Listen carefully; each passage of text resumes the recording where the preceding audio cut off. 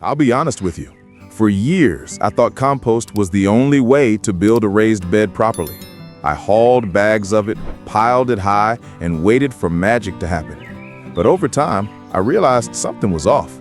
The plants grew, yes, but the soil beneath them stayed tired. It felt like I was feeding plants more than I was feeding soil. So if you're like me, still learning, still making mistakes, still searching for better ways, stay with me until the end of this video to discover how skipping compost may actually lead to better soil, less effort, and more life in your raised beds. Let's get right into it. The compost problem. Why bigger isn't always better. Most of us have been told that compost is the holy grail of gardening, that more compost equals better soil. That building a raised bed means filling it with layer after layer of rich, dark material. And yes, compost has its place in the garden. But over the years, I started to notice something disturbing in my own beds. The soil was beginning to feel lifeless. It looked pretty on the surface, dark, fluffy, full of moisture, but something was missing. Roots stayed shallow, worms were scarce, and after a single season, the bed slumped nearly 6 inches as all that fresh compost disappeared in the thin air. That's when I started asking a different question. What if compost isn't the foundation? What if it's just a supplement? The more I read and observed, the clearer it became. The problem isn't with compost itself, but with how we use it.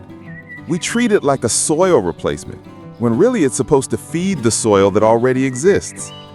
When we dump wheelbarrow after wheelbarrow of compost into a box, what we're often creating is a shallow, nutrient-rich layer that plants feast on quickly, like junk food. There's no structure, no depth, no organic matter breaking down slowly over time. It's like building a house on top of soft sand.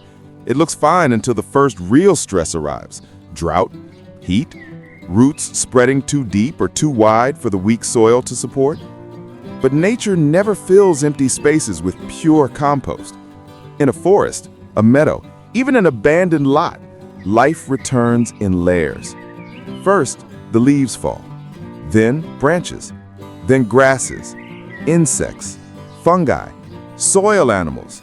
Everything works together, balancing structure, nutrients, and microbial life. And that's when it clicked for me. My raised beds didn't need more compost. They needed more nature. So I stopped thinking about filling beds and started thinking about building soil. Slowly, naturally. And it's been the most freeing shift in my entire gardening journey. The soil feels alive again. The worms came back, and I barely lift a shovel anymore. Because the greatest mistake I made wasn't using compost. It was thinking compost alone could replace the work of a living ecosystem. The fall layering method. Building soil with what you already have. When I finally set aside the compost pile, I felt lost. What now? How do I fill a raised bed without spending a fortune or exhausting myself? That's when I discovered a shortcut. Not a cheat, but a technique so natural and so effective, it made me question why I had ever done it any other way. I call it the fall layering method. This isn't some expensive trick or complicated calculation. It's simply mimicking the way nature builds soil every single year. And the best part? Everything you need is already around you. Leaves dropping in your yard, grass clippings from one last mow, small branches, pruned limbs, kitchen scraps, even shredded paper. Together, these form a layered foundation that doesn't need to be dug, turned, or even watered much in the fall, because the real work happens underground, slowly and silently through winter. Here's the beauty of layering. Each layer has a purpose. The woody materials at the bottom create air pockets, preventing compaction and acting like a sponge for moisture. Thicker sticks and prunings break down slowly, feeding fungi and storing carbon over years, not months.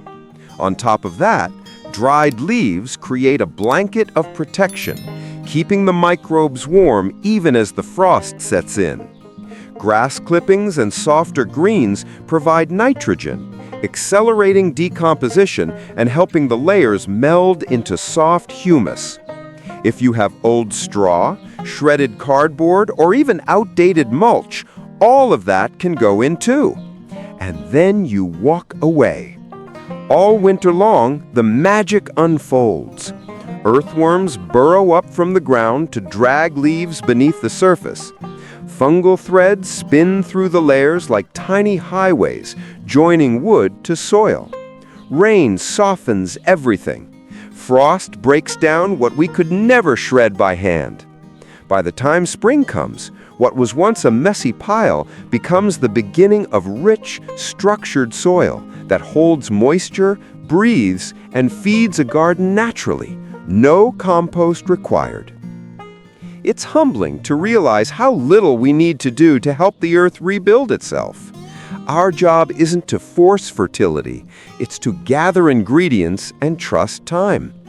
This fall shortcut changed everything for me. I stopped fighting nature and started partnering with it, and my raised beds have never been happier. Mulch is magic. How leaves, sticks, and grass replace fertilizer. There's something deeply comforting about watching nature do the work for us. It reminds me of the way my grandmother would set a pot on the stove, trusting that time and a slow simmer would turn simple things into something nourishing. Mulch works the same way in a raised bed. It's not glamorous, it doesn't come in a bag with shiny labels, and it doesn't have an NPK ratio printed on the side. But it holds a kind of quiet power that modern gardening sometimes forgets. Think about leaves, the ones you used to rake into piles as a kid just for the joy of scattering them again. They are more than seasonal clutter. They are slow-release nourishment, rich in carbon and minerals stored up over months of sunlight and rain. Left alone, they break down into humus, feeding your soil in an even and gentle way, much like nature has done in forests for centuries. And all they ask of us is to gather them, spread them, and leave them be. Then come the sticks, small branches, twigs, stems, what most people call debris, but what the soil knows as architecture. These pieces create structure in a raised bed, allowing air to flow, water to drain, and life to move through the ground without compacting. They take longer to decompose, and that's not a problem, it's a gift. While they soften, they're also keeping your soil loose and vibrant. And grass clippings, well, if leaves are the bread of your soil, grass is the butter. Rich in nitrogen and packed with moisture, grass clippings give your soil the immediate boost it needs to keep decomposers, worms, microbes, and fungi busy and satisfied. Laid on as a thin layer or mixed in with browns like leaves, they break down quickly and bring heat to the soil ecosystem, which helps speed up decomposition in colder seasons. Altogether, these mulch layers act like a complete meal for your raised beds without ever needing to buy a single bag of fertilizer. When you mulch intentionally, dropping what you would normally throw away, you're closing the loop, reusing your own organic waste, and rebuilding fertility in a natural way. Your raised bed becomes a living sponge, holding moisture during dry months and shielding earthworms from harsh temperature swings. Over time, this free and humble layering turns into something deeply alive. Your soil grows soft and dark, rich with fungi and microbes that fertilize quietly, invisibly. No store-bought compost, no chemical additives, just mulch, just patience, just trusting the process. And with that, a gardener becomes more like a steward, someone who doesn't force growth, but simply invites it to happen. Underground builders, letting microbes and worms do the work. There is a hidden world beneath our feet, one we rarely see but always depend on. If you've ever knelt in a garden after a rain and plunged your fingers into the soil, you felt it. something alive, something quietly working. The magic doesn't come from what we add above the soil, but what's going on underneath. Worms, those humble creatures people too often overlook, are perhaps the greatest soil builders in the world. They take in the mulch and organic matter you leave on top and drag it down into their tunnels. They chew it, digest it, break it down, and leave behind castings, which, by the way, are richer than any bagged fertilizer money can buy. Their burrows also naturally aerate the soil, allowing plant roots to stretch deeper, water to move more evenly, and oxygen to feed the roots and microbes below. Then there are the microbes, the invisible multitudes. Bacteria, fungi, protozoa, nematodes, thousands of species living in each teaspoon of healthy soil. It's unsettling sometimes to think how much depends on a world we'll never fully see. Yet these tiny beings work tirelessly, breaking down carbon, cycling nitrogen, dissolving minerals, unlocking nutrients from organic debris like leaves and roots. They are the alchemists in the soil, creating the balance that plants need to thrive. When you avoid over-tilling and over-fertilizing, you give these underground workers the chance to operate at full strength. They don't need stirring or shaking or constant inspection. They need peace, moisture, organic matter, and time. If you leave the soil covered, especially during fall and winter, you not only protect it from erosion, but you also offer a stable environment for the microbes and worms to work through the cold months, building humus even when you're inside by the fire.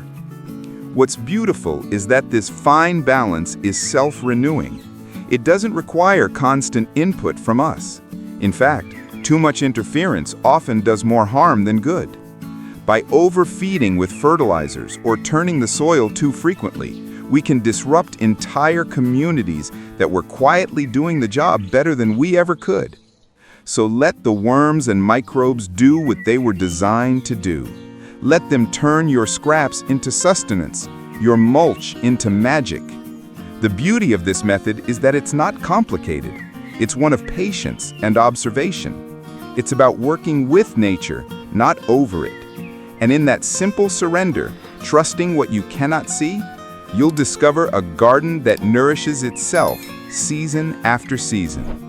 Roots in rest. Why fall is the best time to start feeding your beds. Fall has a way of slowing things down. The days dim, the air cools, leaves let go of branches and drift down like tiny, quiet farewells. For many, it feels like an ending, but for the soil, it's the beginning of something beautiful. It's the moment when roots begin to rest, and when gardeners have the chance to gently nourish the beds while the world goes still. You might think spring is the season of preparation. That's what we often hear. Dig, fertilize, plant, water, everything in motion. But there's a secret that seasoned gardeners quietly agree upon. Fall is when the real work happens and nature does most of it for you. When plants enter dormancy and roots slow their growth, they openly receive what you give them. That layer of mulch, leaves, and organic matter you add to the raised bed doesn't just sit there. It's absorbed and integrated during the cold months. The soil itself breathes slower, but it's still alive, drawing in every nutrient it can, slowly building fertility in preparation for spring's awakening. Think of it like feeding someone who's asleep. The nourishment is received even if the motion has stopped. Fall feeding gives roots the steady supply of nourishment they need without competition from rapid growth. You're not fueling the flames of summer energy, you're tending to embers that keep life warm in the cold. There's also a peace to the work. You're not racing against a sudden heat wave or anxiously checking young seedlings. You're simply layering and trusting. Adding leaves to protect the surface, spreading compost, not as a desperate fix, but as a gentle offering. Watering deeply once before frost, knowing that beneath the earth systems are quietly moving. What's more, fall is when your soil begins to store carbon for the coming seasons. Instead of releasing energy in the fury of summer heat, organic matter breaks down slowly, giving off gentle warmth and storing nutrients where roots will find them when they wake. By spring, your raised beds will not only be ready, they'll be resilient. If you start early, then by the time winter truly settles in, you'll feel like a partner in the invisible work. Patting down the mulch, tucking in the beds, whispering a reminder. Rest now, grow soon. There's no rush in this method, just trust. Feed your raised beds in fall, and you'll find they wake up stronger, like you do after a deep, undisturbed sleep. Winter's soil factory. What happens underneath when you walk away? Winter seems like a sleep, but beneath the frost and bare trees, there's a factory humming just out of sight. It's not noisy, not like a summer garden where bees buzz and birds fuss, but quiet and steady. Winter does its own kind of work, and in a raised bed layered with mulch and organic matter, this work is deeply transformative.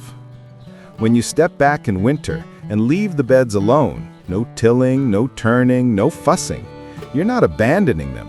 You're allowing nature's most efficient employees to step in. Fungi, bacteria, earthworms, and other decomposers. While we bundle ourselves indoors, these organisms keep moving, consuming, breaking apart, reshaping, rebuilding. In fact, decomposition often happens faster in winter than we realize. The layers of mulch you placed in fall become insulation, not just for the soil, but for the workers in it. Beneath that soft blanket of leaves and grass, moisture remains trapped, temperature stays stable, and life keeps quietly pulsing. Fungi, those silent string weavers, spread their hyphae through leaf litter and roots, connecting everything in a biological network. They dissolve minerals and deliver nutrients to plant roots without ever needing sunlight. Their energy comes from decay itself. Bacteria cluster in small pockets, shifting carbon and nitrogen in cycles so intricate it would make a watchmaker proud. Even in deep cold, life processes continue at a controlled pace. Every worm cast, every microbial exhale, every crumb of decayed matter becomes part of a long-term investment that pays off in the spring rush. I like to think winter is the closest thing the garden has to a workshop. Tools are laid down, but tinkering continues. You won't see the results if you stand there waiting. The trick is to trust and walk away. Leave the mulch to settle, let frost crack the topsoil, allow rain and snow to soak into deep layers. Nature, after all, works best when we give her room. We talk a lot about what to do in the garden, but part of gardening is embracing what's already being done, without your hands, without your eyes. When you step back, close the gate, and let winter do its quiet labor, your raised beds will thank you. Not in January, not in February, but the moment spring sun touches the soil and life returns with vigor beyond anything you could have forced. There's no rush, no anxiety, just patience and trust in the unseen hands beneath the surface. The spring awakening, a raised bed that feeds itself. When spring finally rises, quietly at first, then all at once, it feels like watching someone you love open their eyes after a long sleep. The air softens, birds return, and the soil breathes warm for the first time in months. And in that moment, if you've trusted the fall shortcut, if you've let winter take care of the work, you'll find your raised beds are already feeding themselves. You won't need to rush out with bags of compost or fertilizer. No need to break your back, turning heavy soil or digging deeply to wake it up. Nature has already done that while you waited. The layers you built in fall, the mulch you laid and trusted to break down, those have become the pantry of the garden. A steady, quiet release of nutrients now waits beneath the surface, ready to fuel new life. Spring root growth will explode into that layered system, drawing nutrients from decayed leaves, softened straw, broken down stems, and the composting remnants of everything you left behind. Instead of manual feeding, your garden will sip from a storehouse of organic matter set in place by seasonal cycles you didn't need to control. What you're doing is training your raised bed to be more than a container. It becomes its own ecosystem, no longer dependent on constant purchasing of compost or fertilizer, no longer at the mercy of gardening rules that say you need to add, feed, turn, and amend every season. Instead, you've created a closed-loop cycle where the beds are living, breathing participants in the natural rhythm of decay and renewal. Your job now isn't to build the spring, it's to observe it, to admire the work already done, and maybe only gently plant into what's already ready. The raised bed has been preparing itself all along, storing up for this moment like a bear emerging from hibernation, full of quiet power. When the first sprouts push through, you'll know this is what happens when we trust time, trust decay, trust the seasons, and stop fighting them. The garden learns to feed itself. The shortcut that lasts, turning labor into long-term abundance. There are two kinds of shortcuts in gardening. The first type is rushed. A bag of fertilizer, a weekend of frantic digging, a quick fix that feels good at the moment but leaves the soil exhausted later. But the second type, the kind that starts in fall and ends in spring, this shortcut lasts. This is the shortcut that respects time, trusts slow work, and leaves behind a gift so good it keeps giving long after you've stepped away. When you layer your raised beds in autumn, cover them with mulch, and allow winter to do its quiet magic, what you're really doing is investing, not just in one crop, but in years of harvests. It's a shortcut, yes, but only because it asks you to stop doing so much and let nature do what it does best. This method doesn't just replace compost, it's more intelligent than compost. It builds structure. It builds microbial communities that stick around and amplify over time. It creates moisture retention, pest resilience, and root pathways that aren't wiped out by constant digging or overfeeding. It's like planting a savings account instead of buying a loaf of bread. And the surprising thing about this shortcut is that it reduces yearly labor every single time you commit to it. One fall, you might lay a thick layer of leaves and straw. The next year, it might only take a light topping. Over time, the bed becomes alive, self-regulating, self-balancing, and deeply fertile. In a world that constantly pushes for more product, more yield, more effort, this approach teaches you something different. It says, work once, work gently, then step back and be rewarded far beyond your effort. This isn't just a smarter way to garden, it's a saner way to live. A small act in fall brings a long harvest in spring. A humble layer of leaves becomes food for roots you'll never see. A quiet choice to trust nature becomes the foundation of abundance you can't help but admire. Do less, but do it thoughtfully. A raised bed built with this shortcut doesn't just survive, it thrives, year after year.